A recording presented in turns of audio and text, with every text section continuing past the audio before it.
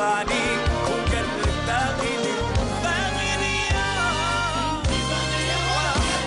يكون المبارك ساكت كيما جامر صوبي ما يدريش تلعب عليه العشرة ما يعاودش هدرة يكون راجل المرأة لنا بزاف يكون المبارك. Vous connaissez ce genre de musique vous? Ah, je l'écoute beaucoup, franchement. Sans rien y connaître, parce que la musique, elle est universelle. Moi, je m'en passerais bien, je vous jure. C'est un truc de... C'est vrai? Ah oui, oui, oui. Non, pas toutes les musiques. Non, celle-ci. Je vous assure, je ne sais pas laquelle c'est, mais en tout cas, j'en écoute beaucoup. Ah, vous aimez bien cette musique? Voilà. Ouais, vous écoutez un peu de tout, quoi. Un peu de tout. Un peu de tout. Voilà, c'est super. Vous êtes mal barré si vous êtes arrivé en Algérie, ça va être schizophréniquement musical. Hein. Vous allez découvrir pas mal de choses. Lamine Fati est avec nous, directeur général de la Confédération africaine d'athlétisme. Bonjour. Bonjour. Bienvenue à vous. Merci. Bienvenue sur le plateau. Bienvenue en Algérie. Bienvenue chez vous. Merci beaucoup. Bonjour, monsieur Hakim Keshroud. Bonjour Mahalaz, bonjour à toutes et à tous. Bonjour, votre excellence. Non, je vous c'est salue bon. bien Ouais, bas. ouais. Je ne sais pas si vous le savez, mais il a été nommé rédacteur en chef, donc il faut lui faire de la lèche un peu. Bah oui. Ouais. Donnez-moi vos chaussures. Non, pas du tout. On fait pas dans ça. Ça sert à rien. Ça va Mahalaz? Ouais, tranquille. Ouais, tranquille. Ah là là là là. Vous avez bien vieilli par contre, hein. Moi aussi. Alors du coup, on va parler sport aujourd'hui. On va parler de ces championnats d'Afrique. Ça se passe à Schleuf. Ouais. On y revient dans quelques instants. En tout cas, encore une fois, bienvenue. C'est la première fois en Algérie, non? Non. Ça y est, c'est bon. Je suis venu plusieurs fois. Vous connaissez maintenant. Ouais. Vous savez où on mange la bonne kebda et ce qui va avec. Les sports, et on commence ce vendredi par l'athlétisme et plus spécialement du cross avec les championnats d'Afrique, Cabrit, Schleuf, demain, samedi. Voilà. Et pour nous en parler ce matin, il y a bien évidemment notre invité et ami Lamine Fati, directeur général donc, de la Confédération africaine d'athlétisme. Et on va parler donc de cette compétition. Eh oui, et c'est la 5e édition donc, des championnats d'Afrique d'athlétisme et de cross plus précisément, avec la présence de 23 pays qui seront présents donc, du côté de Schleuf pour bien sûr batailler, essayer de décrocher ce titre africain. Schleuf qui avait été donc choisi par la Confédération africaine pour abriter cette 5e édition. Le directeur général de la Confédération est présent puisqu'il y a eu une commission qui a été venue revoir un petit peu ce superbe parcours du côté de Schleuf et des directives avaient été données par la Confédération africaine aux organisateurs de ce cross-country de Schleuf pour réaménager un petit peu le terrain. Et monsieur Lamine Fati est venu en tant que représentant de la Confédération africaine pour voir un petit peu où est-ce que ça en était. Un avis sur la région de Schleuf que vous avez eu l'occasion de visiter sur ce beau petit parcours du côté de Schleuf. Ben, merci beaucoup, mais avant cela, permettez-moi d'abord de dire bonjour, Bonjour. à vos téléspectateurs et surtout vous remercier pour l'opportunité que vous nous offrez en nous offrant ces quelques minutes sur le plateau pour nous parler justement de ces championnats. Je vous remercie parce que vous avez tellement bien campé le décor. Effectivement, nous étions ici en décembre et nous avions visité le parcours et avions aussi formulé quelques recommandations. Hier encore, nous y étions et nous avons fait aussi ce même parcours et avons constaté que toutes les recommandations que nous avions données ont été respectées et prises en compte. Il y a un bon aménagement du parcours qui a été gazonné, ça n'était pas le cas. Il est très bien gazonné. Il était en train d'aménager des handicaps, comme on le sait, le cross. Il peut se pratiquer sur plusieurs terrains, mais bon, c'est bon aussi, très alléchant quelquefois si on peut aménager ces handicaps. Ces handicaps ont été posés et ce qui restait peut-être, c'était surtout la logistique par rapport à la mise en place des invités et surtout des boxes de contrôle et autres. Mais enfin, je pense que toutes les recommandations que nous avions formulées ont été respectées. Et là, c'est l'occasion de remercier le comité local d'organisation pour cette écoute attentive. Justement, avec également la grosse surveillance, vous l'avez dit, on a eu l'occasion d'en parler tout à l'heure, c'est le dopage qui est à la une, qui va être très très surveillé parce qu'on sait que le cross, l'athlétisme en général, sont des disciplines qui sont un peu visées par rapport à ça. Mais absolument, le dopage, il est toujours présent parce que malheureusement, nous ne pouvons pas faire de compétition sans conduire des contrôles antidopage. Pour la bonne et simple raison que toutes les performances qui auront été accomplies ne seraient pas reconnues sans ce contrôle antidopage. Donc la performance, quelle qu'elle soit, si elle n'est pas si elle est entachée, plutôt, elle ne pourra pas être reconnue. Donc, pour la rendre propre, il faut ce contrôle. D'où l'importance de ce contrôle antidopage. Ben, nous nous sommes attelés à cela et je pense qu'il y a des améliorations à apporter. Et nous avons quand même pu enregistrer quand même quelques avancées significatives dans ce sens. Donc, il y aura bien le dopage et toutes les analyses seront conduites, les échantillons seront amenés là où il se doit.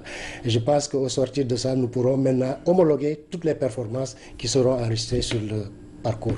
Allez, justement, Mortal Hamani, qui connaît bien donc ce genre de parcours et ce circuit, nous a préparé un petit sujet où il revient sur les 3 gros aspects de ce cross-country de Schleuf, à commencer déjà par l'organisation, la participation, mais aussi sur ce parcours de Schleuf qui est très convoité également, qui est très aimé par les amoureux de cette discipline, qui est le cross-country.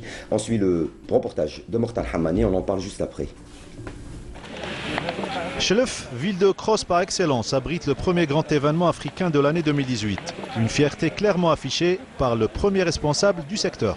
Je tiens à exprimer mon sentiment de satisfaction pour la désignation de la wilaya de Schleuf pour abriter cette grande manifestation sportive qui est le 5e championnat d'Afrique du cross-country.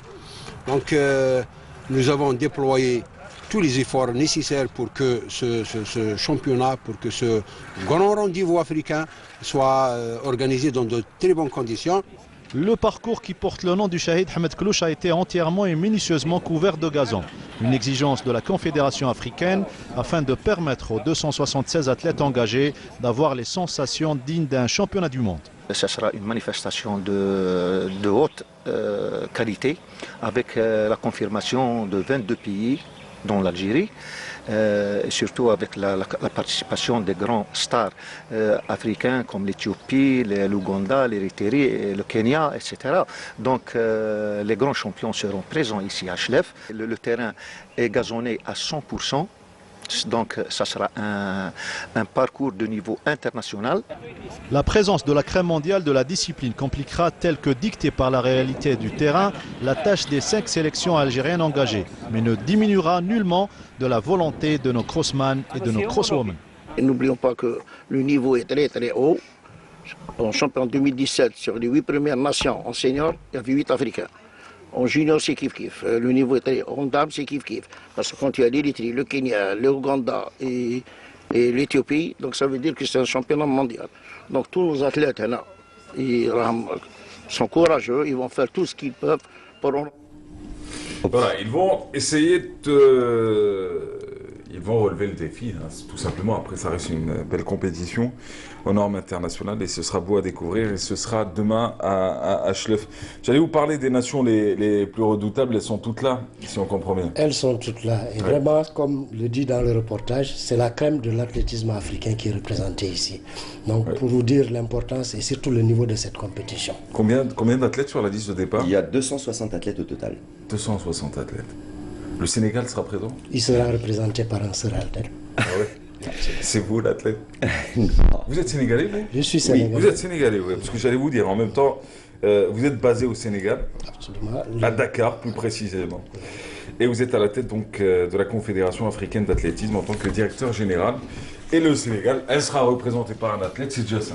Ouais. Pour l'Algérie, sur la ligne de départ, il y aura déjà 2 grosses absences, à savoir Kenza Dahmani et Rabah Aboud, qui ne seront pas présents. Ce sont les 2 spécialistes donc, de cette discipline qui ont déclaré forfait pour blessure.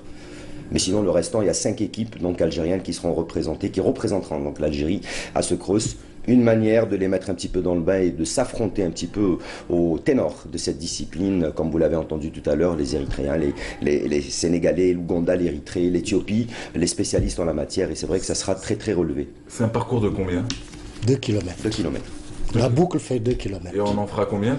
Il y aura des épreuves de 4 km, 8 km, 16 km. Par rapport des catégories. Par rapport aux catégories. Chez les filles et les garçons. Les filles et les garçons. Et il y aura aussi pour la première fois le relais mixte.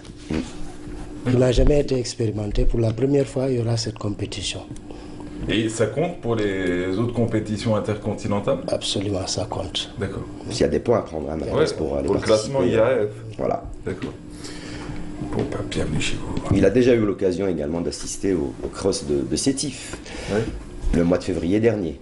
Voilà, était comment? une étape. Ah, il était formidable, il était top. Il était gazonné lui aussi? Il était gazonné, le Ah oui, parcours. d'accord. Oui. Il était gazonné et le parcours était très très bien. Franchement, moi j'ai été séduit quand j'ai assisté à cette compétition. Très beau parcours, franchement. En espérant que ce soit la même chose à Schleff. Non, ça sera Ce sera la même chose. Sinon, en Non, plus, moi, sûr. Non, mais on croise les doigts.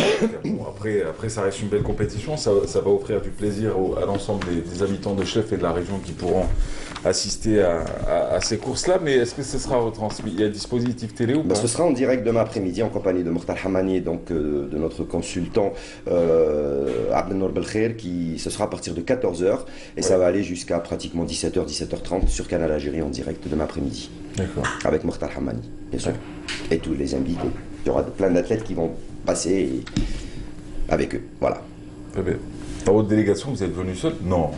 le Sénégal, non, moi je ne suis pas venu pour représenter le Sénégal. Non, dans votre délégation, en tant que président, en tant que directeur général de la Confédération africaine. En fait, non, nous sommes une équipe de 5 personnes, constituée du délégué à l'organisation, de moi-même comme coordinateur, du délégué technique, du délégué au contrôle antidopage et de 2 membres du jury d'appel. D'accord. Donc ce sont ces personnes qui sont chargées d'animer techniquement la compétition, bien sûr en compagnie du comité local d'organisation. D'accord. Très bien, on continue. Le programme également chargé pour ce week-end en termes d'activités sportives. Ah oui. Enfin, de grosses manifs, quoi. Grosse manif. Alors, il y aura également la Coupe d'Algérie de natation. Ça se passera donc à partir de cet après-midi à la piscine, Hassan Khitmen, si vous connaissez, c'est du côté de, du Val d'Hydra. Donc, Coupe d'Algérie de natation, ce sera.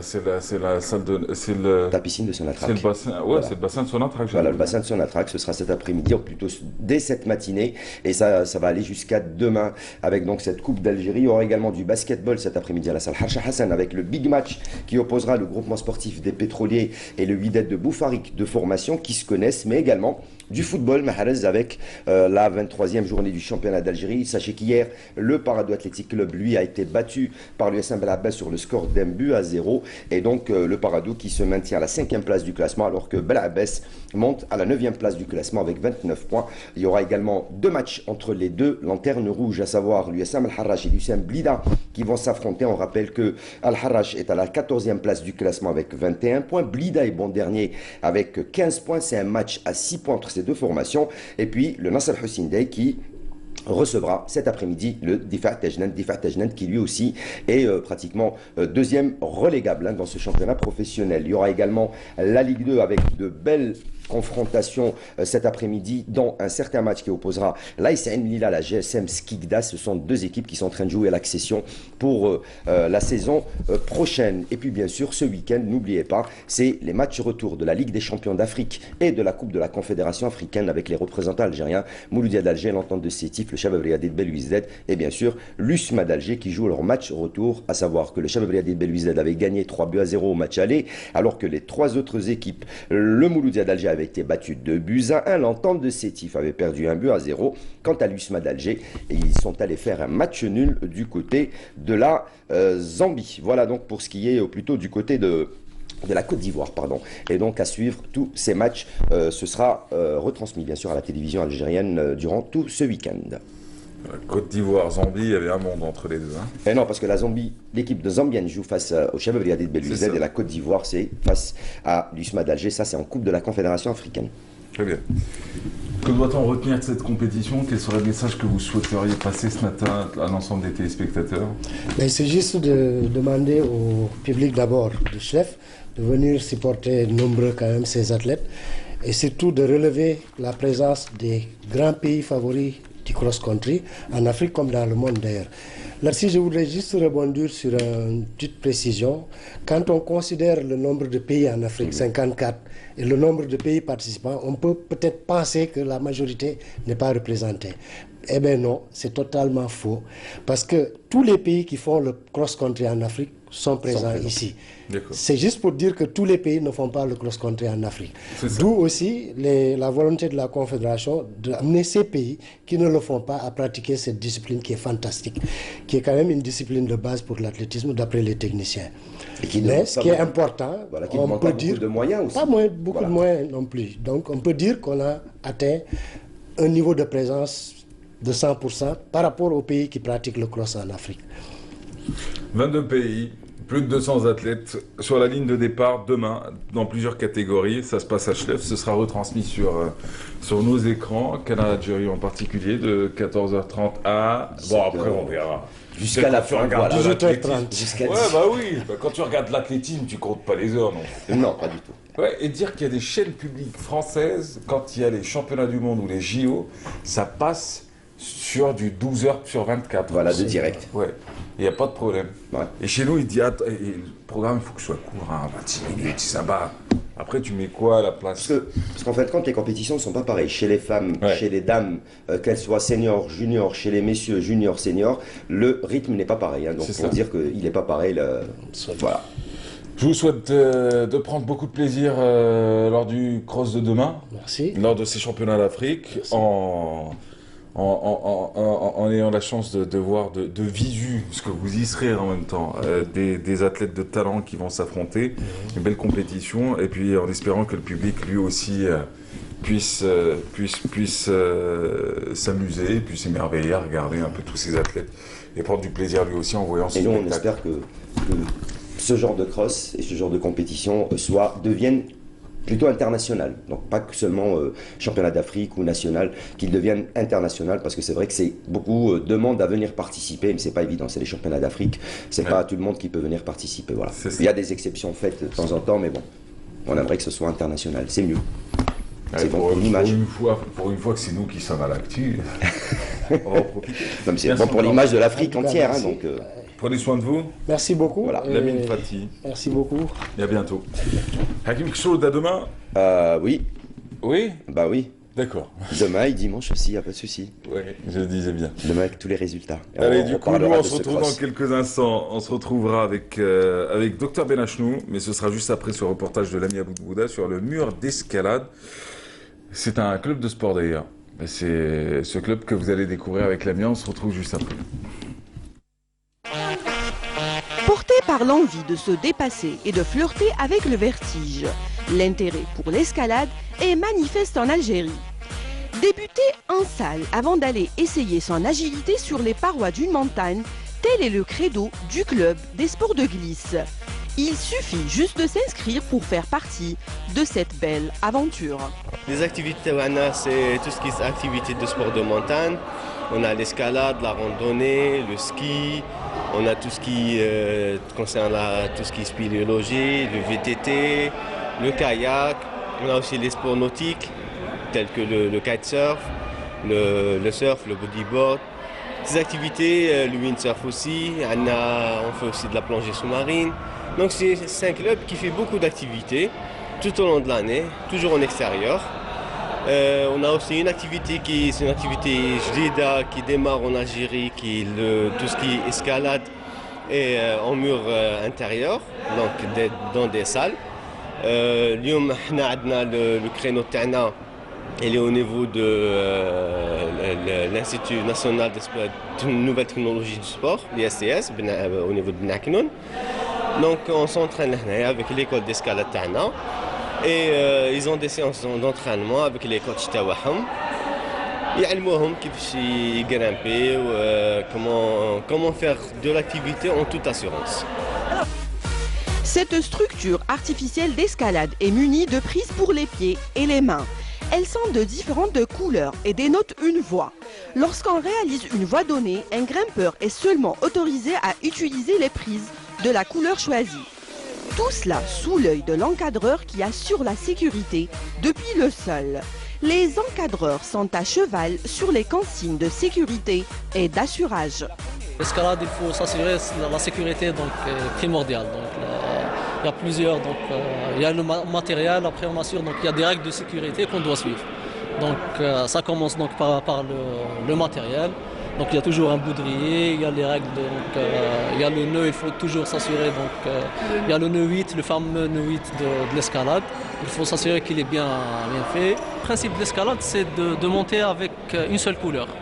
Et donc la difficulté, c'est selon la couleur. Donc il y a les prises où elles sont plus faciles, où on peut facilement donc s'accrocher et les utiliser.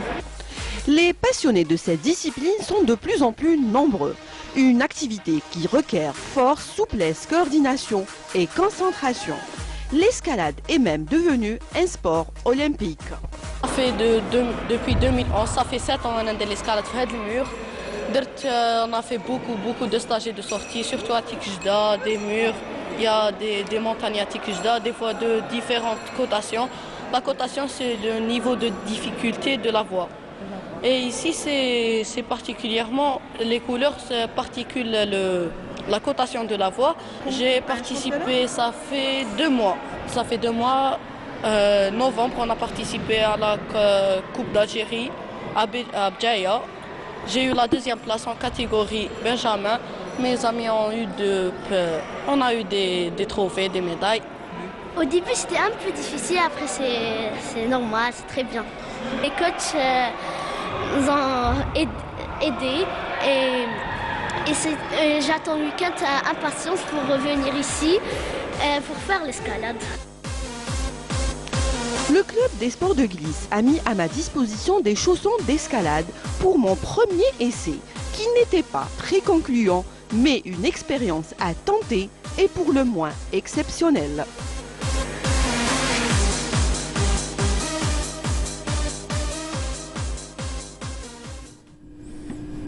Au moins, elle l'aura fait. Bah oui, ça c'est bien. C'était la Lamia Boudboudader, c'était elle à l'image là, avec ce club d'escalade, des sports de montagne d'ailleurs, ça fait partie de cette fédé. Et puis à qui on souhaite beaucoup de succès, beaucoup d'espace d'entraînement surtout. Et ça c'est important. Docteur Benachnou, bonjour. Bonjour. Vous avez fait de l'escalade dans votre vie?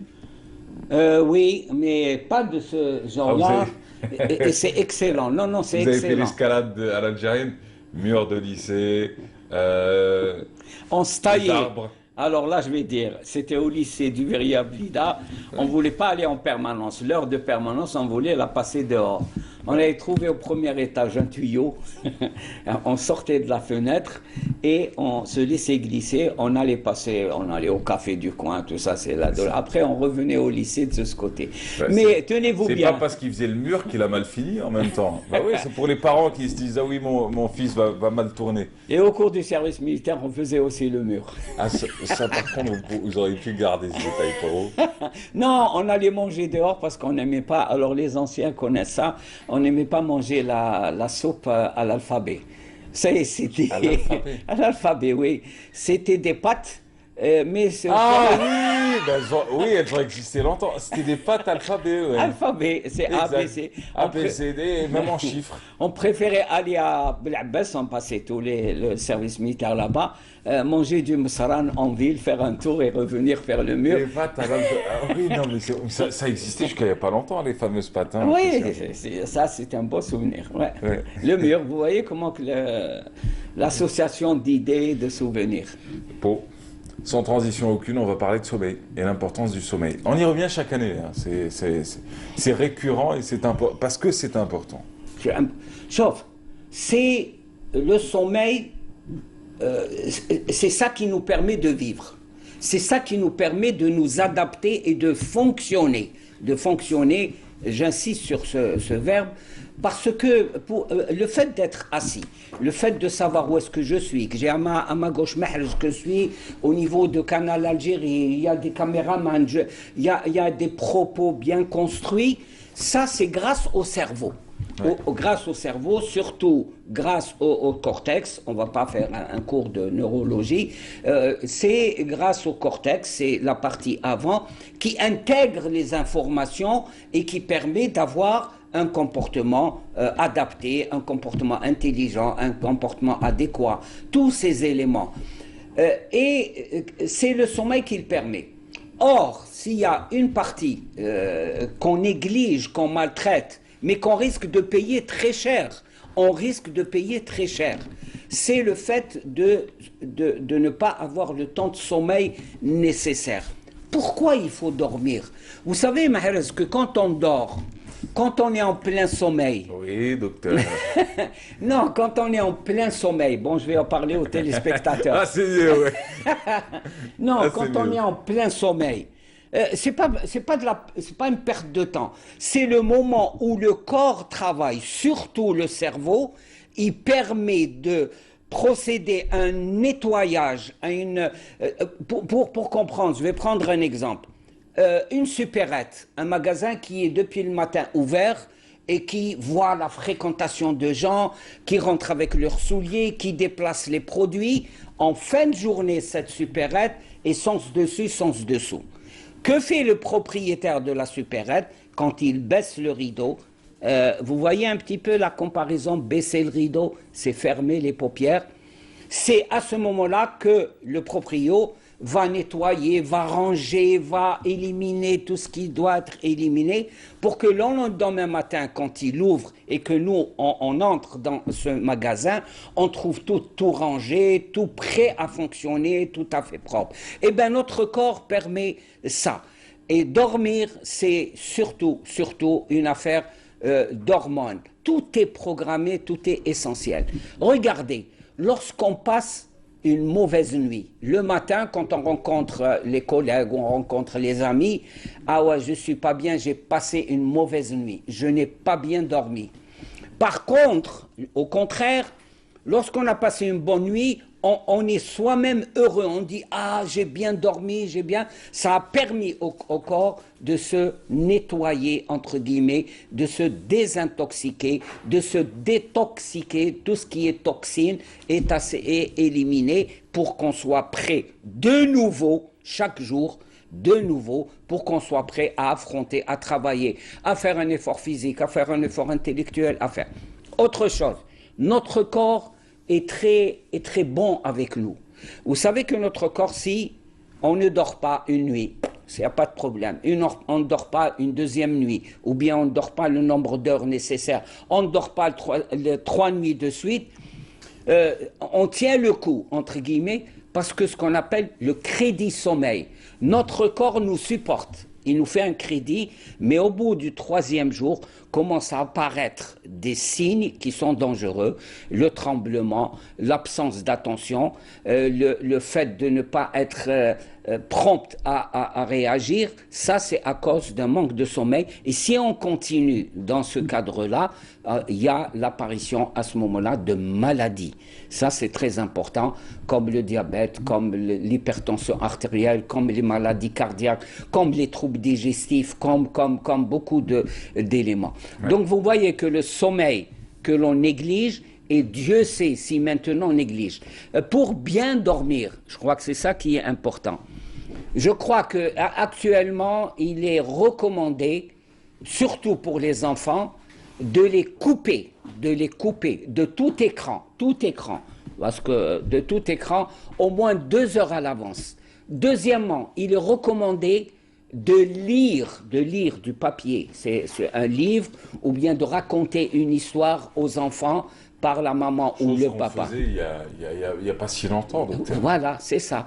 Hajito, Majito, je crois qu'il y a une préparation au lit. Il y a aussi un rituel, on appelle ça un rituel, c'est arranger son lit, préparer son drap, autre chose. Il ne faut pas dormir dans une chambre hyper chauffée.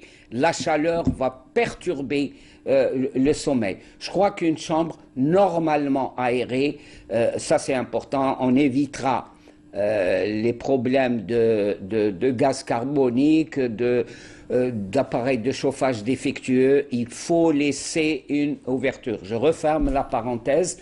Et ça, une chambre où on est à l'aise. Les vêtements que l'on doit porter, les vêtements de nuit, il faut qu'on soit à l'aise. Ça, c'est extrêmement important. Donc, vous voyez que le sommeil est, pour vous dire qu'il y a certains centres de recherche ultra secrets, vraiment, c'est des recherches secrètes faites par les armées américaines, allemandes, sur le sommeil. C'est des recherches très poussées parce que le sommeil est un monde hyper vaste et on doit apprendre beaucoup de choses parce que ça nous ramène au cerveau. C'est une affaire de fonctionnement. Une société algérienne, de toute manière, il y a une société savante algérienne. Oui. Une association. Oui, une association, une société savante, si vous le souhaitez.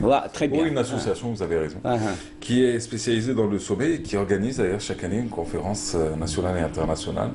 Comme vous avez des institutions internationales qui s'en occupent, quoi.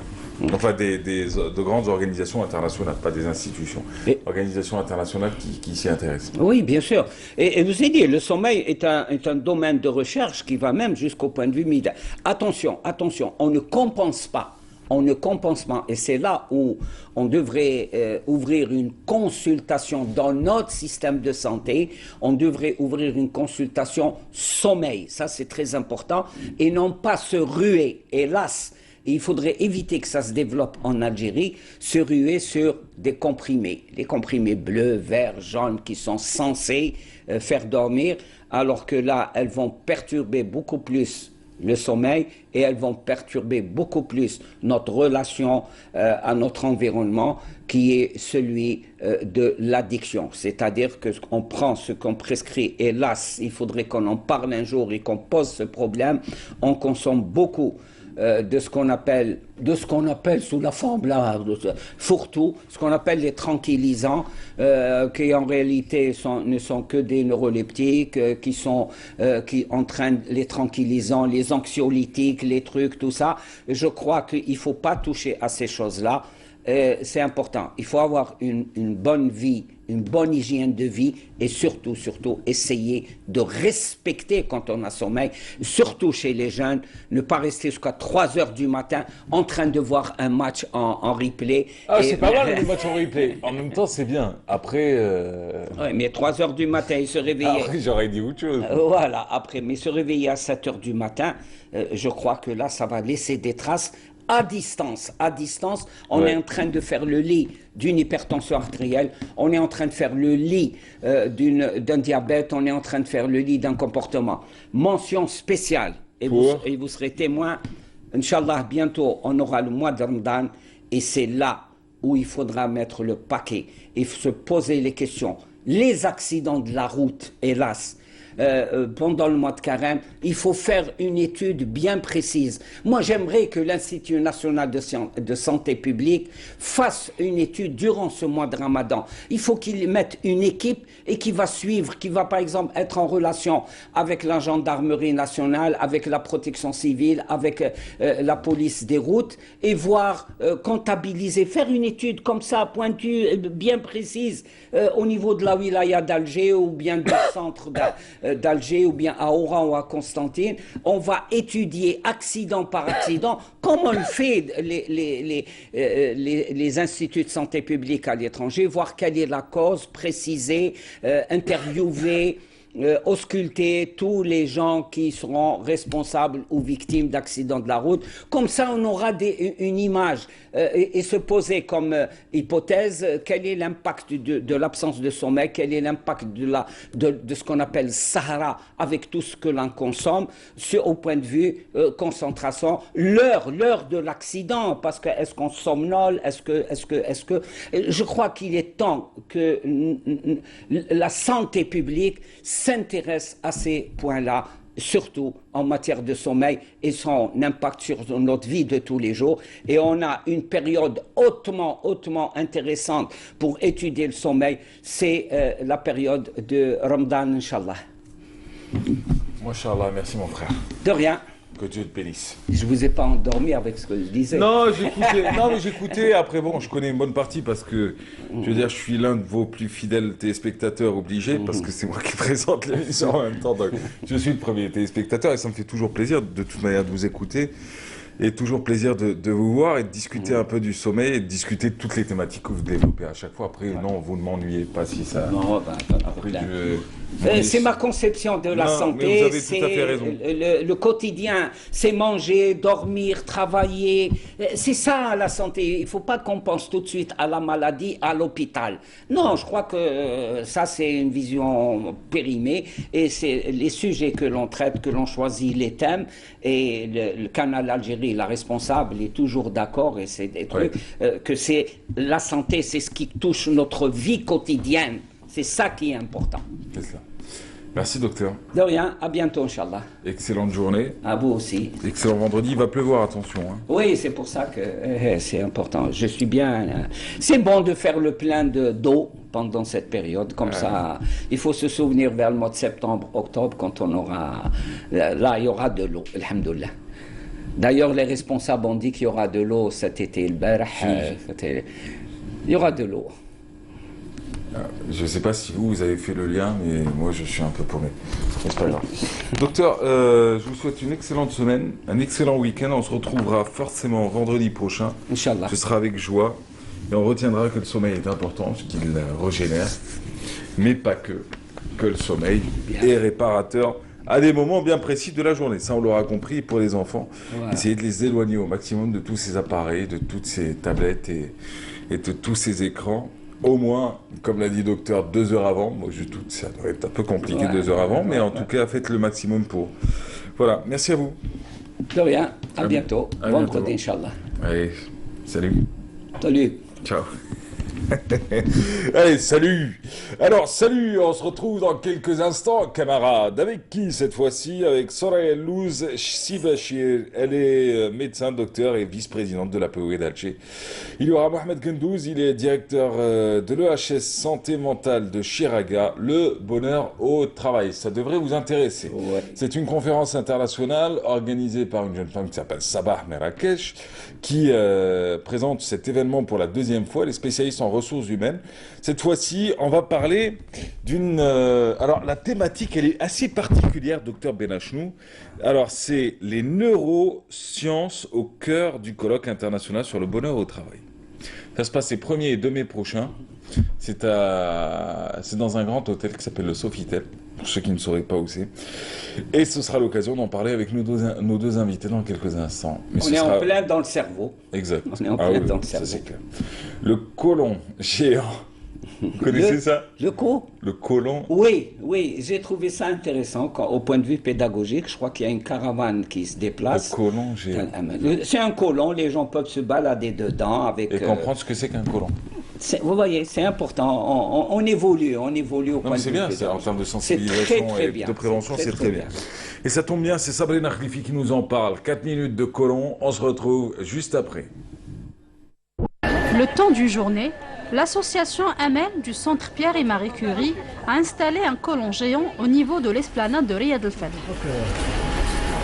C'est la toute première fois qu'en Algérie, on intègre le mois bleu, mars bleu, le mois mondial de lutte contre le cancer colorectal. Et donc nous profitons de cette occasion pour effectivement montrer aux citoyens, à la population, que le cancer colorectal est un cancer qu'on peut prévenir par un minimum de prévention et de précautions à prendre. Donc comme vous voyez, nous sommes à l'intérieur de ce que nous appelons le côlon géant. Il fait 22 mètres de long pour permettre aux visiteurs de visiter, de comprendre avec l'aide des médecins qui sont à nos côtés comment se constitue un cancer, les différentes étapes et les différentes manifestations et les différents symptômes que peut voir un médecin grâce à une coloscopie, grâce à un test et grâce à un bilan. C'est une première journée, comme vous dites, c'est une journée de sensibilisation dans le but de lancer une campagne de dépistage, de sensibilisation, de dépistage du cancer colorectal, qui, comme vous le savez, est très fréquent. Il est le première cause de cancer chez l'homme et le deuxième chez la femme appelle le cancer du sein. Et c'est une excellente initiative qui va permettre d'améliorer le pronostic de ce cancer.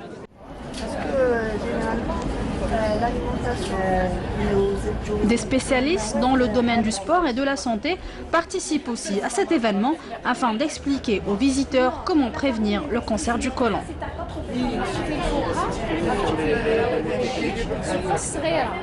Les symptômes, ça dépend. Alors le côlon, c'est un gros tube. Donc quand une tumeur, ça commence par un polype, une genre de toulelle, c'est un polype. Donc au départ, il n'est pas cancéreux. Donc si on fait le diagnostic précocement, grâce à l'endoscopie, on peut voir le polype et on peut le réséquer, l'enlever. et le traitement est radical. Maintenant, si on attend un stade avancé, alors du fait que le polype va croître, il va obstruer la lumière, vous aurez des signes d'occlusion, une constipation récente, des douleurs abdominales, un amaigrissement, du sang dans les selles. Mais tous ces symptômes-là, c'est des signes de gravité. Le diagnostic est fait à un stade tardif et le traitement est plus difficile. Donc la meilleure des choses, c'est de prévenir, de faire un diagnostic précoce. Et là, ça dépend. Où on a plus de 50 ans, on doit être dépisté systématiquement parce qu'il y a un risque. Ou on a un risque familial, il y a des cancers dans la famille. Dans ce cas, même si on n'a pas de symptômes, on doit se faire dépister. Ou on a un cancer génétique également dans la famille. Également là, on doit se faire dépister à un âge beaucoup plus précoce, moins de 30 ans, moins de 20 ans. احنا اليوم شاركنا على جال التغذية الصحية. On participe aujourd'hui afin de sensibiliser les gens sur l'importance de l'hygiène de vie pour les gens atteints de maladies graves, surtout le cancer du côlon.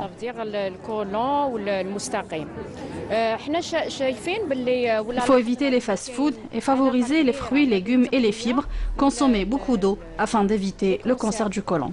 وهذا نظرا للتغيرات المفاجئة للعادات الغذائية ديالنا. Après Alger, l'association Amel organisera aussi d'autres journées de sensibilisation dans la wilaya de Béjaïa et de Batna pour revenir à Alger le 31 mars.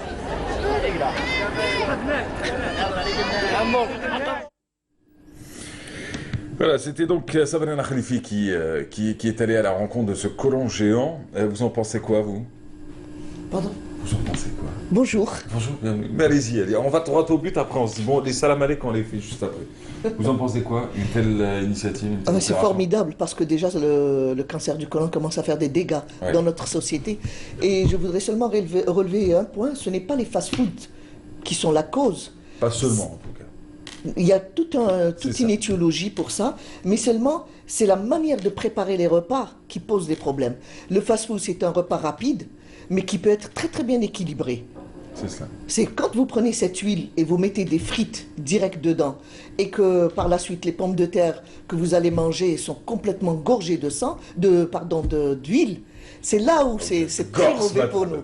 Non mais ça tombe bien, on va en parler si vous le souhaitez dans quelques instants. On peut revenir sur cela. Peut-être la malbouffe peut-elle influer négativement sur le bonheur au travail, sur le monde du travail en général. Ça, on y revient dans quelques instants. Vous en avez pensé quoi, vous, d'une telle opération de prévention? Moi, tout simplement, je pense que les statistiques sont alarmantes. Vu qu'on reçoit tous les jours les services de santé, on reçoit tous les jours des malades qui souffrent des problèmes digestifs. Voilà. Ouais. Stéatose hépatique et autres. Voilà. Exact. Et je connais bien. Alors du coup, ce matin avec nous, docteur Soraya Louz Sivachil, bienvenue à vous. Merci. Bon retour. On s'était vu lors des premières journées sur le bonheur au travail. Et là, vous êtes de retour, vous êtes partenaire de cet événement, ça tombe très bien. Alors, vous êtes médecin et vice-présidente de l'APOE d'Alger. Je ne me trompe pas, tout va bien? J'ai rien oublié? Parfait. Super. Avec nous aussi, Mohamed Gendouz, bienvenue à vous. Alors, vous êtes directeur de l'EHS Santé Mentale de Chiraga. Chiraga, oui. Bienvenue à vous. Merci. Alors, ce matin, on va parler donc de ces deuxièmes journées. C'est un colloque international. C'est les deuxièmes jours, c'est les deuxièmes journées. C'est la première deuxième édition. journée. Alors, si on devait revenir juste sur la première édition, en quelques mots peut-être. La première journée était faite le 23 mai passé, et c'est toujours le bonheur du travail, seulement le thème était considéré, on voulait seulement mettre en avant le problème du travailleur dans le milieu du travail. Oui. Et là, aujourd'hui, on passe encore un peu plus loin. La deuxième journée, toujours le bonheur au travail, mais sous un autre, un peu plus détaillé, je dirais. C'est la prescription, de la prescription à la réalité. De la prescription, c'est une fois que vous êtes déjà sous stress, vous êtes déjà malade, vous allez voir votre psychologue, votre médecin de famille, qui vous oriente. Et là, quel est le devenu de ce travailleur et pourquoi il arrive avec ce syndrome de stress. Et bien sûr, je rejoins tout à l'heure quand on parlait du côlon, du cancer du côlon, qui est un facteur très élevé aussi. Aussi. Les neurosciences au cœur du colloque Le Bonheur au Travail, ça va se dérouler cette année les 1er et 2 mai prochains. Ça se passe à l'hôtel Sofitel avec un ensemble de partenaires que vous représentez aujourd'hui. Alors il y aura 2 matinées conférences débat, 2 après-midi ateliers bien-être. Et d'ailleurs ces ateliers, on va y revenir si vous le permettez dans quelques instants pour en parler. Il y en a 6 en tout. Il y a même une projection de film avec un débat autour de ce film. Un film qui colle bien parce qu'il vient tout juste de sortir et il parle du monde du travail. Il parle aussi de la pression dans le monde du travail. Il parle du secteur des ressources humaines. Vous êtes servi là-dessus. Parlons un peu de santé. Et on va commencer d'abord. La question est ouverte à tous. Hein. Imaginez-vous, on est dans un beau café. C'est une allégorie de dire beau café quand tu as un plateau comme celui-ci. Alors du coup, imaginons que nous sommes dans un beau café et qu'on discute le plus normalement du monde. Donc on va se poser les questions les plus simples pour que monsieur et madame tout le monde puissent comprendre un peu le tout. D'abord, les Algériens sont-ils heureux dans leur milieu professionnel? Alors privé franchement, et public. en venant ce matin, j'ai posé la question à votre collègue. Je lui ai dit, est-ce que tu es contente dans ton travail? La réponse était, elle m'a dit, vous savez, quand je reste à la maison, je suis stressée. Quand je viens travailler... Je suis stressée. Non. Elle m'a dit, je suis occupée à travailler.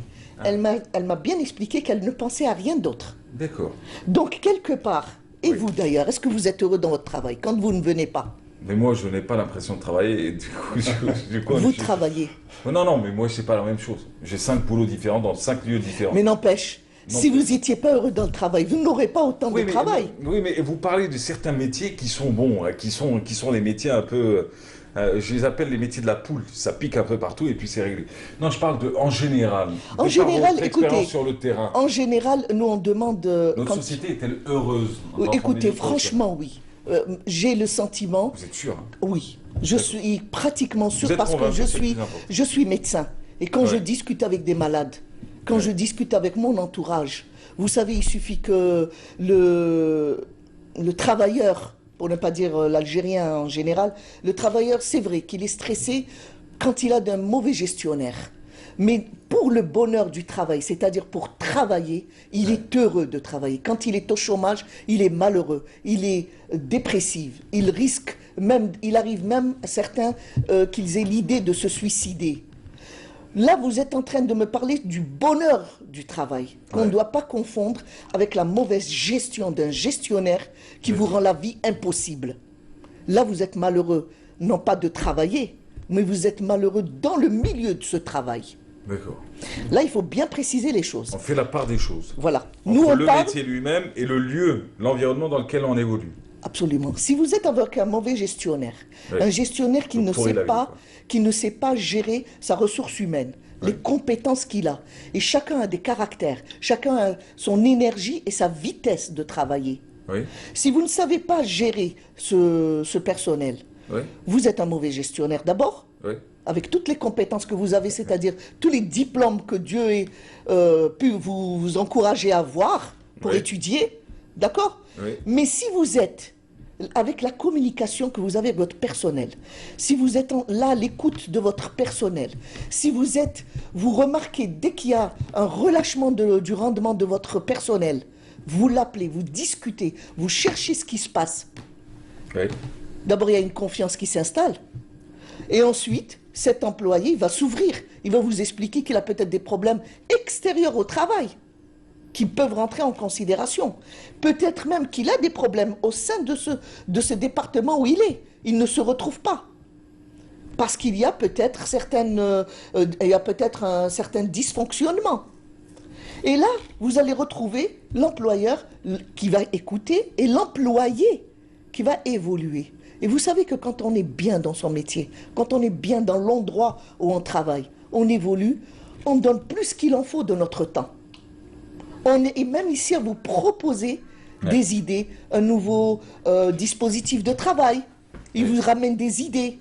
Mais si vous fermez votre porte, vous êtes là comme dirigeant, vous êtes le moudir, vous fermez la porte, croyez-moi qu'il est là en train de chercher toute la journée comment faire un détachement, comment changer de service, comment changer de... Et là, vous avez une compétence d'abord qui va partir, et deuxièmement, au lieu de vous occuper à avoir une production, un rendement, vous allez vous retrouver avec des arrêts de maladie qui coûtent une petite fortune à l'État. Vous allez retrouver un monsieur déprimé dans le travail, déprimé, et il va reporter son stress même à la maison. C'est ça. Il va le reporter même sur ses enfants, même son entourage. Et on peut éviter tout ça seulement avec des bonnes formations. Vous êtes très sévère envers les managers. Hein. Non, il faudrait si vous que... ne généralisez pas, mais vous dites... Non, je ne généralise pas, heureusement. D'ailleurs, heureusement, je suis très contente qu'il y a actuellement, il y a des gestionnaires qui sont très conscients de la responsabilité qu'ils leur donnent. Le gouvernement pour gérer des entreprises ou gérer des directions. Mais il y a d'autres, par contre, qui ont tendance à croire que c'est une dictature. C'est ça. Et là, ils confondent entre le travail collégial et le travail qui n'a aucun sens. Vous faites quoi aussi des chefs d'entreprise, par contre, qui sont déprimés par leurs supérieurs aussi. Non, par leurs employés. Ils doivent avoir... Bah oui, parce que vous le dites. Vous avez aussi cet aspect-là. Je pourrais être demain à la tête d'une entreprise, docteur, avec tout le respect que je vous dois à tous. Et avoir autour de... souhaite. Oui, ne souhaitez pas trop fort. Non, mais et me retrouver avec des employés complètement incompétents, complètement... je ne vais pas utiliser des... Bon, ils n'existent pas, ces employés, donc je peux me permettre pourris, feignants, vicieux, et qui ne font absolument rien pour cette entreprise, bien que l'entreprise leur donne tout ce qu'elle peut leur donner. Alors il faudrait être malin. Il faut d'abord faire une réunion avec certains, je dirais, les têtes de liste. Oui. Parce que vous savez, quand vous avez une équipe qui ne travaille pas, généralement, vous avez un meneur qui ne fout rien. Alors essayez de retrouver d'abord... C'est jamais l'employé, hein, vous allez retrouver le tête de liste, je précise, du groupe qui mène le groupe. Vous l'attirez, vous allez discuter avec lui. Vous allez d'abord voir qu'est-ce qui se passe. D'abord, vous allez voir le travail qu'il occupe. Est-ce qu'il est capable de l'occuper? Vous lui mettrez une autre personne qui est très fragile dans le groupe. Vous la récupérez. Vous le mettez comme seconde avec lui. Et qu'il le seconde.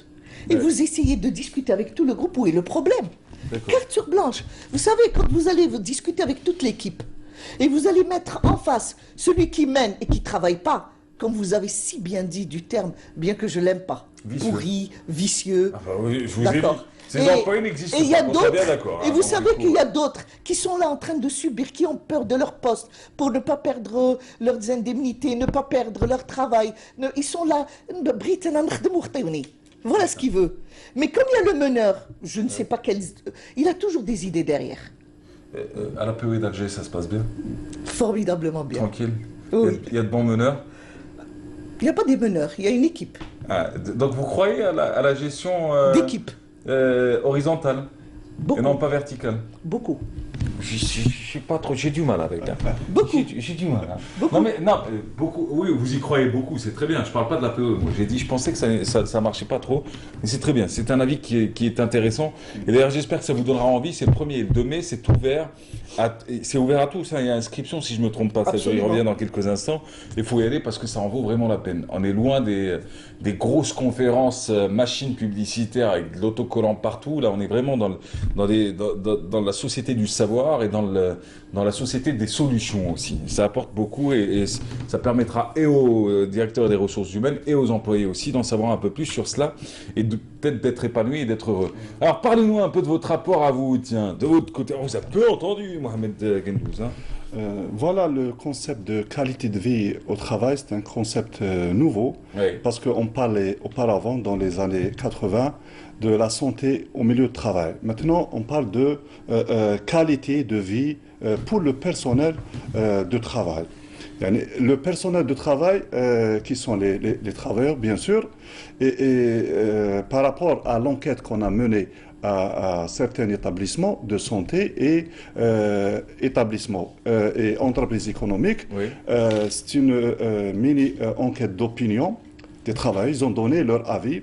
On a constaté que les Algériens, 60% d'Algériens, demandent beaucoup plus, exigent beaucoup plus, non seulement le rapport, non seulement le côté matériel de la rémunération, bien dit, mais ils demandent beaucoup plus qu'il y ait de rapport de qualité entre le responsable et l'employé.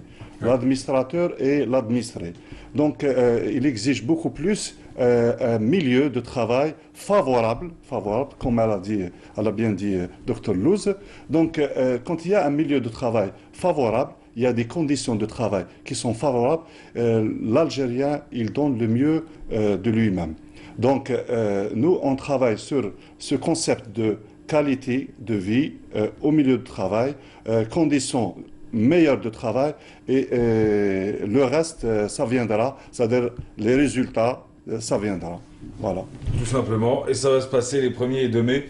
On aura l'occasion, ça c'est l'introduction. Hein. Donc si vous souhaitez revenir, il nous reste encore 1 mois et demi avant l'événement, et on y reviendra toutes les 2 à 3 semaines. Ce sera l'occasion de développer un peu tout cela. Avec grand plaisir. Merci. Vous avez un texte juste pour finir? Non, là j'ai ramené seulement un texte parce que le ministère de la Santé a pris en considération tout ce... Vous savez comment on est dans la santé, on récupère et on récolte tous les malades qui sont stressés avec toutes les pathologies qui peuvent suivre avec. C'est-à-dire le diabète, l'hypertension artérielle, les cancers, je dirais, les cancers qui peuvent en suivre. En plus de ça, le ministère de la Santé a tenu à créer le comité national intersectoriel de la santé mentale, où tous les secteurs sont impliqués pour pouvoir non seulement évaluer la situation de l'employeur et de l'employé, mais aussi de proposer des recommandations pour pouvoir, ça rentre dans le cadre de la prévention, pour pouvoir donner le cadre de vie agréable à l'employé et à l'employeur aussi. Docteur Soraya Louz Sibachir, merci d'avoir été là aujourd'hui. Vous êtes médecin et vice-présidente de la PE d'Alger. Mohamed Gendouz, directeur de l'EHS Santé Mentale de Chiraga. Vous revenez quand vous le souhaitez. C'est une conférence organisée avec un ensemble de partenaires par SAP Solutions. Ça va se passer les 1er et 2 mai prochains. C'est à l'hôtel Sofitel. Et nous, on aura l'occasion, bien évidemment, d'y revenir. Enfin, c'est la 2e journée, le bonheur au travail, avec une thématique bien précise et des ateliers. Mais tout ça, vous le retrouverez aussi sur notre page Facebook avec toutes les infos. Quant à nous, Eugenio Benato était en concert. C'est Ezid Eid Mahidine qui a été à sa rencontre. Allons-y. Merci. Le maître Eugenio Benato s'installe. Les rythmes s'enchaînent. Une voix posée sur des instruments napolitains. La communion s'opère. Se propose avec sa art, avec sa philosophie, c'est une philosophie différente de la nord-ouest du monde, que c'est le chef du Le Mans. Mais maintenant, il y a un Sud qui combat.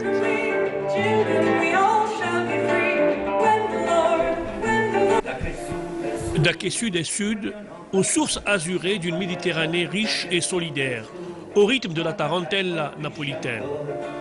D'Aquet Sud e Sud, la libertà è un battito di vela, è un'onda che va, è Odissea che rincorre la gente che Une tarentelle qui fusionne avec le style gnawi de la jeune coqueluche Abdou.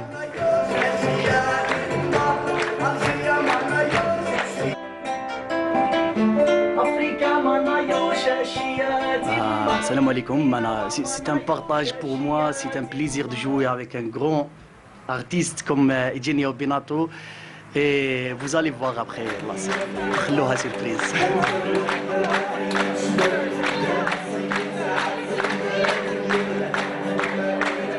Et c'est un voyage dans la Méditerranée et à travers les artistes, leurs intellectuels, les excellences et de l'art italien, mais également en partage avec les autres pays de la Méditerranée.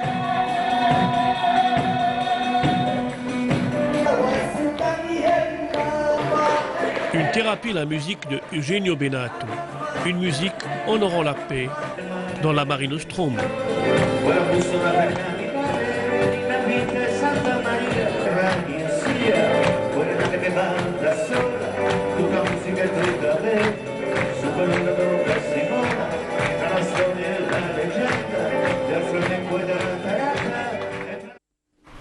Eugenio Benato, en tout cas, une folle ambiance, sympathique ambiance. C'était Ezid Mahidine qui était qui était sur place. On a été gâtés un peu ces dernières semaines. Hein. Il y a eu la semaine dernière, j'allais dire Julien Clerc, c'était pas Julien Clerc. Non.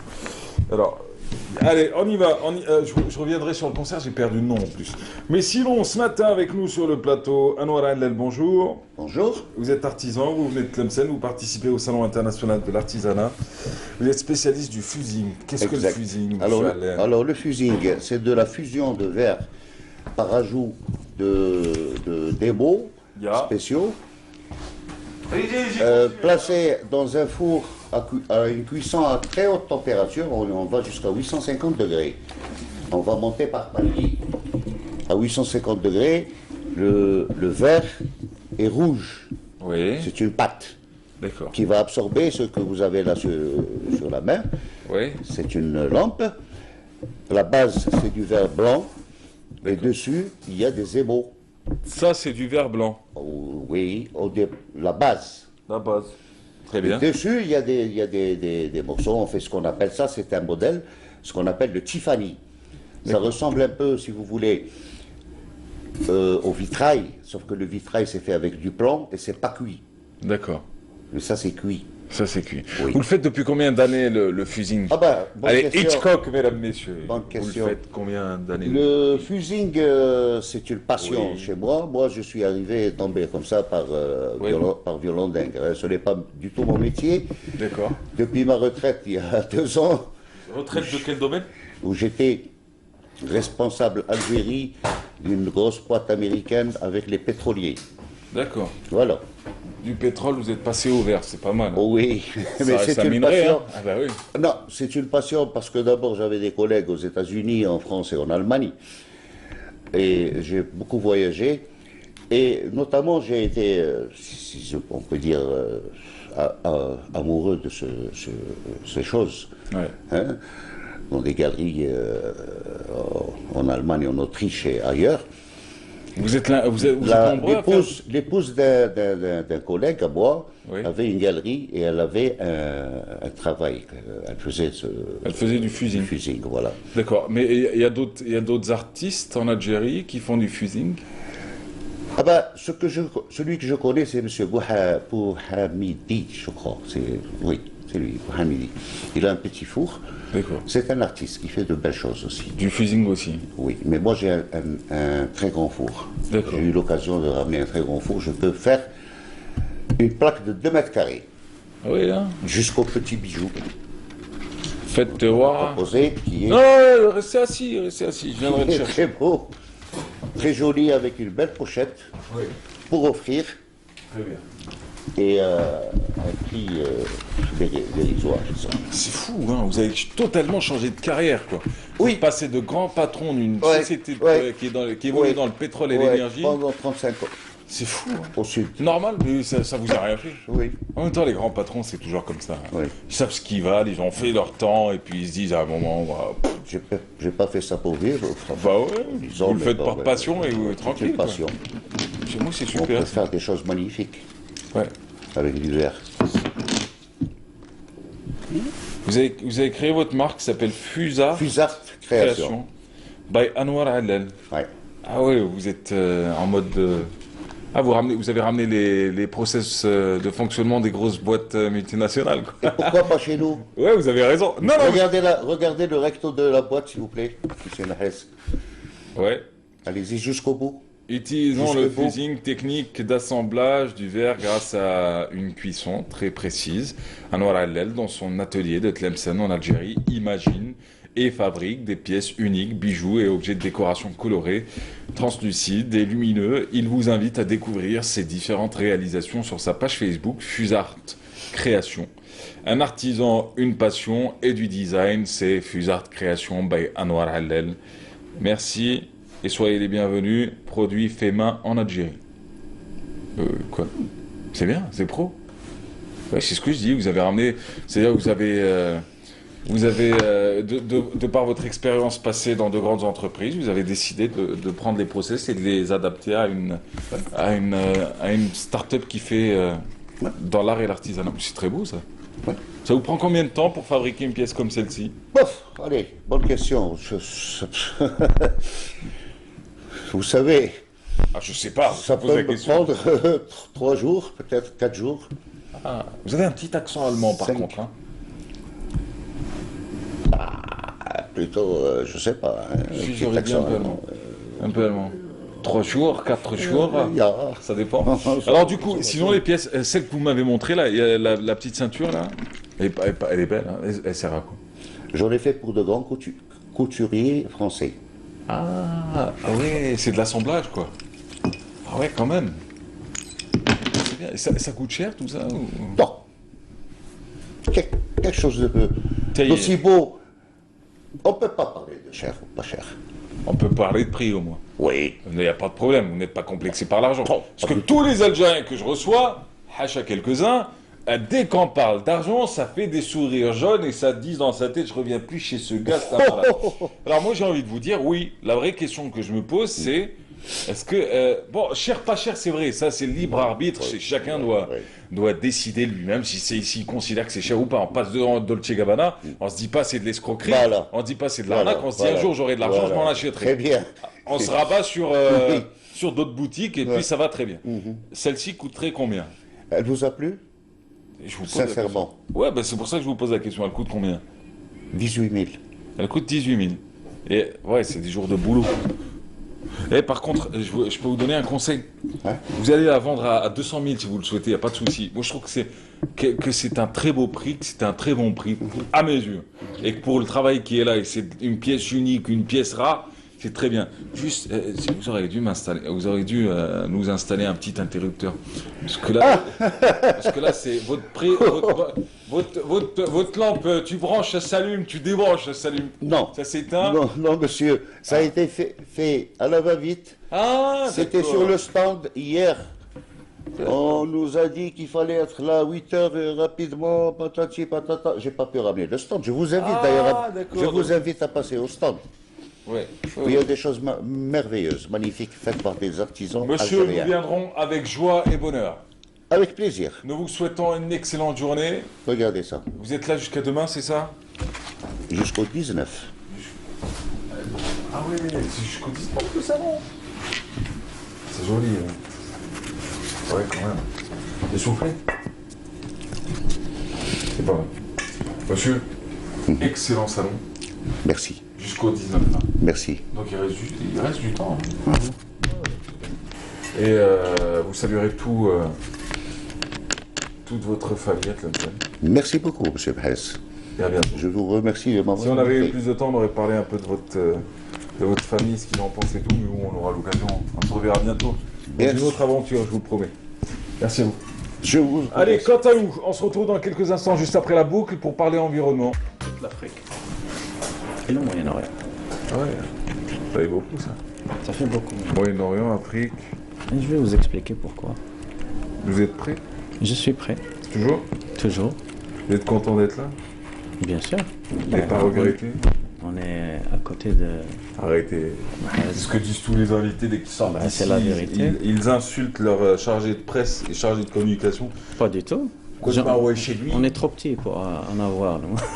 Mais non, au contraire, je vous le souhaite. Enfin, je vous souhaite surtout d'être heureux de passer avec des gens qui vont discuter avec vous et non pas qui vont vous laisser parler juste pour faire une tribune que personne ne suivra à la télé. Alors du coup, bienvenue à notre invité ce matin. Il s'appelle Habib Merabet. Vous êtes à la tête d'une entreprise qui s'appelle EnviroStep, Saral EnviroStep. Vous allez nous raconter un peu l'aventure dans quelques instants. C'est une société algérienne. Vous allez nous présenter un nouveau procédé. Alors, tout d'abord, vous venez de quel secteur, vous? Travaux publics. Travaux publics. Oui. Vous avez fait vos études où? En Algérie. Où? Et en France. Mais en Algérie, c'était où? C'était dans Travaux le sud, à publics à Msila. Non, Msila jusqu'au bac. Après, je suis allé en France en 87. Oui. J'ai fait maths sup, maths spé, les grandes écoles après. Quand même, École spéciale des Vous travaux avez fait une publics. prépa? Oui. Vous avez fait laquelle? Lycée du Parc. D'accord. À Lyon.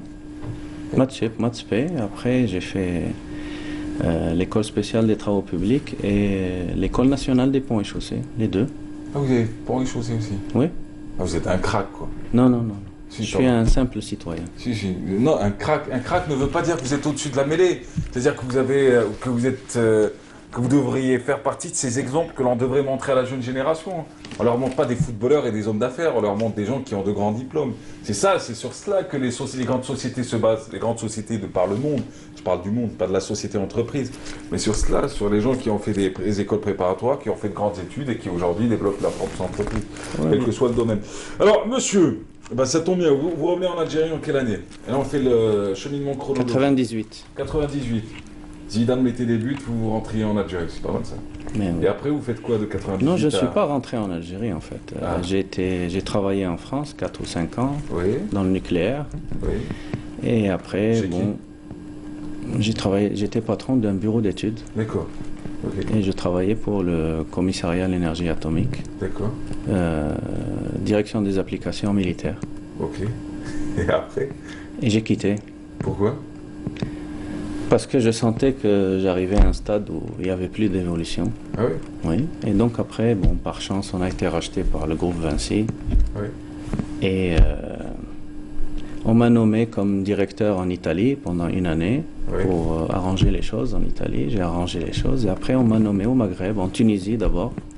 Oui. Après, on m'a rajouté l'Algérie. Après, on m'a rajouté le Maroc. Après, la Libye. Tout ça sous la casquette de Vinci. Exactement, une société où j'ai un très bon souvenir, Fressinet, qui était un spécialiste et qui a démarré en Algérie. D'ailleurs, je l'ai découvert en 2000, qui a inventé le béton précontraint, mais ici à Al-Harrach, à l'école polytechnique. D'ailleurs, il y a toujours des machines à l'école polytechnique où c'est marqué Fressinet, Eugène Fressinet. C'est ça. Et donc j'ai travaillé avec des sociétés, j'ai de très très bons souvenirs avec toutes les sociétés nationales, la Seror, la Cosider, je l'appelle la Cosider, moi j'aime bien appeler la Cosider. Que vous êtes passé en Italie, c'est normal? Non, non, non, rien à voir, rien à voir, non. La Cosider? Non, j'aime bien Cosider, on a fait beaucoup de choses avec Cosider. Non, c'est pour le la ou le la.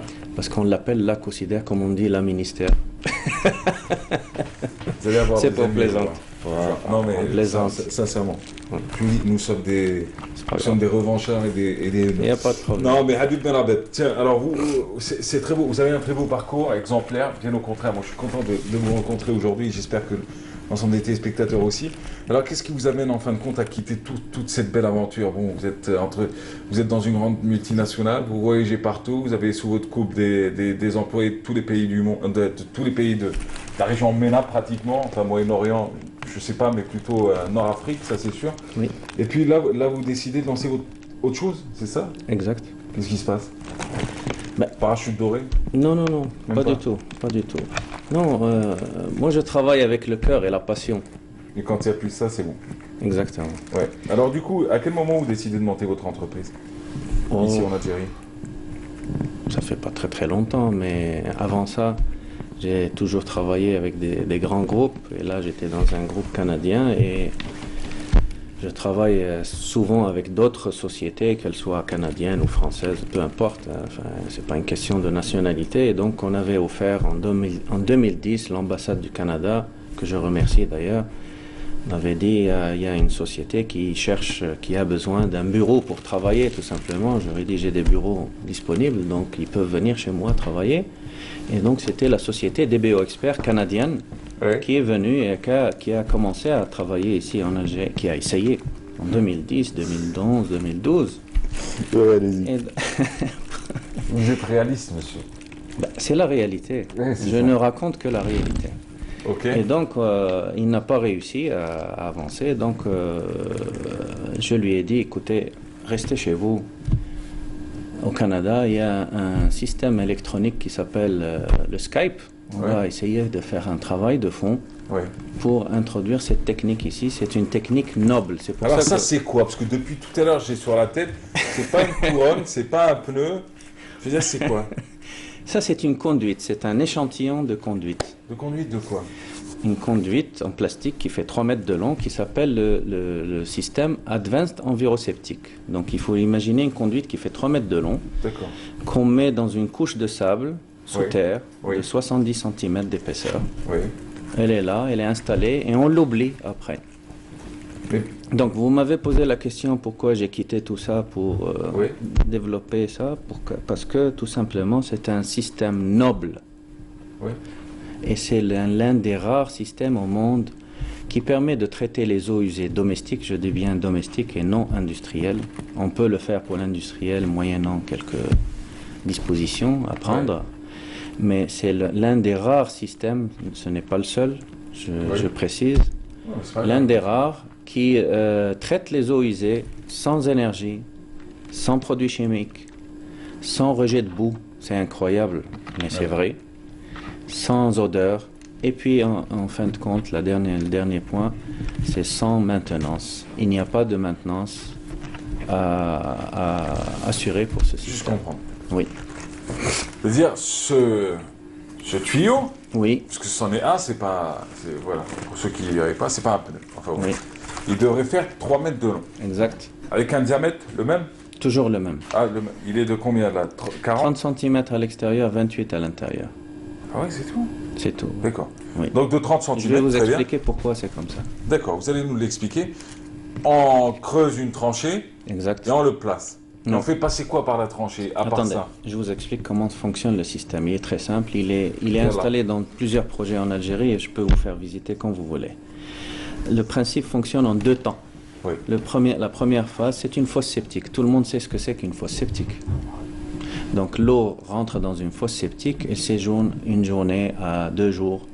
L'eau refroidit et il y a tous la pollution solide qui se décante. C'est ça. Il y a un traitement dans cette eau qu'on appelle un traitement anaérobie. Donc ce sont des bactéries qui ne respirent pas d'oxygène, qui vivent dans l'eau, dans la pollution, et qui assimilent ces polluants. D'accord.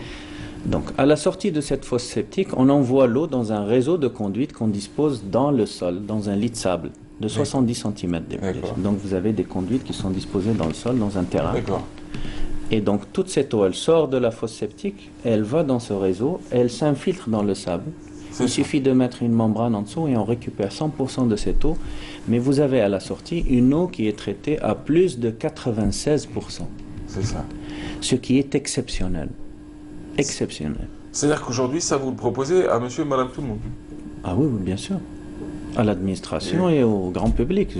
Aucun problème. Bon, je dis monsieur et madame tout le monde, c'est-à-dire nous tous, simples citoyens, comme vous le proposez aussi à des institutions, entreprises, privées. Tout à fait. Tout à fait. Et ça coûte quoi? Mais est-ce que vous installez aussi avec? Bien sûr. Ah oui. Non seulement on l'installe... Chérie, je rentre avec un tuyau de 3 mètres. Tu fais quoi? Mais bien sûr qu'on l'installe. Ouais. Mais en plus de ça, comme l'Algérie est le 10e plus grand pays du monde, on est en train de chercher des partenaires un peu partout dans chaque wilaya. Et puis dès qu'on voit quelqu'un qui est bien intéressé par... aussi. On lui fait une petite formation. Oui. Quand on fait une installation, on lui dit viens installer avec nous, viens mettre la main à la pâte. Oui. Tu apprends comment fonctionne le système. Et après, il devient notre représentant. On lui vend bien sûr à un prix préférentiel de manière à ce qu'il ait sa marge. Oui. Et puis ils vendent dans sa région ce système-là. Avant de vous laisser repartir, en termes de coût, ça coûte combien d'installer un petit dispositif pour la maison? Pour la maison? Oui. Entre 200 et 300 000 dinars. Installation comprise, maintenance pendant un certain temps et tout. Il n'y a pas de maintenance. Ça voilà. Il s'appelle Habib Merabed, son entreprise s'appelle EnviroStep. L'entreprise, on la retrouve sur Facebook ou pas? Forcément. Oui, ça s'appelle EnviroSeptic Afrique. EnviroSeptic, pardon. Parce que nous avons l'exclusivité sur l'Afrique et le Moyen-Orient.